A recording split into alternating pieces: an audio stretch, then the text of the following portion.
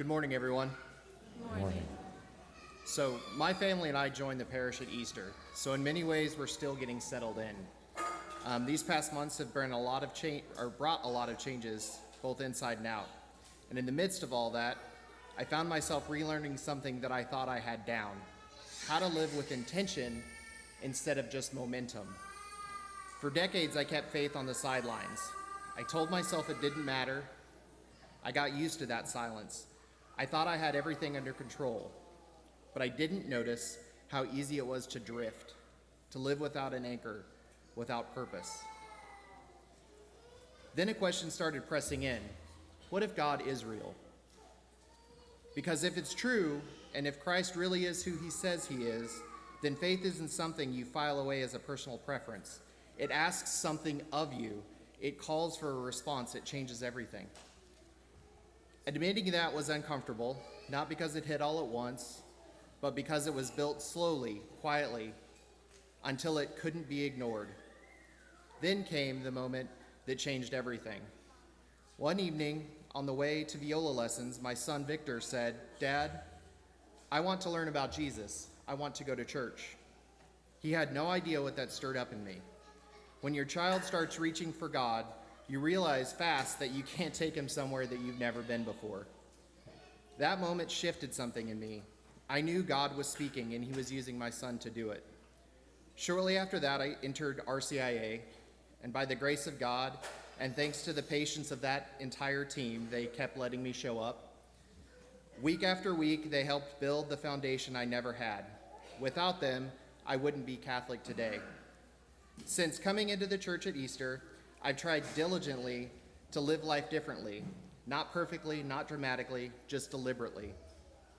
I didn't set out to join a bunch of ministries. It happened one small step at a time.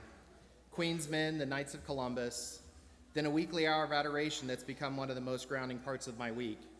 And somehow I found myself teaching third grade PSR, which is a surprise to me and probably anyone who knows me. But I said yes. Through all of this, my wife quietly supported me.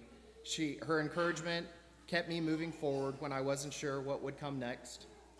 The biggest changes haven't been visible ones. They've been at home and at work, and how I lead and how I listen, how I respond when things get hard, and how I pray, not flawlessly but faithfully. I try to bring God into everything, not just Mass, but into stress, the parenting, the pressures, and all the places I used to just drive on autopilot. I'm still learning how to let faith move from belief into habit, into decision, into the parts of life I never used to let God into. And it's changing me, and how I lead and how I love, how I forgive.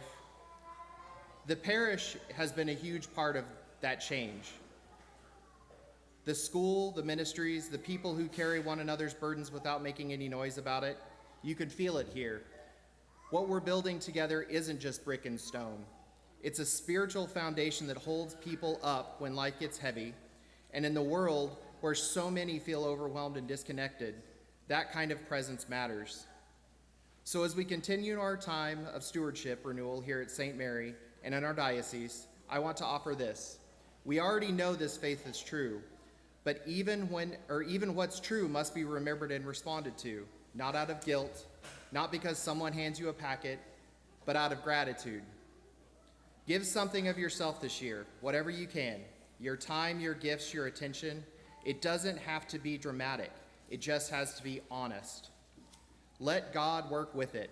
Let him stretch it. Let him surprise you. He's good at that. Thank you for listening, and thank you truly for the way this parish has welcomed my family. You've made more of a difference than you probably know.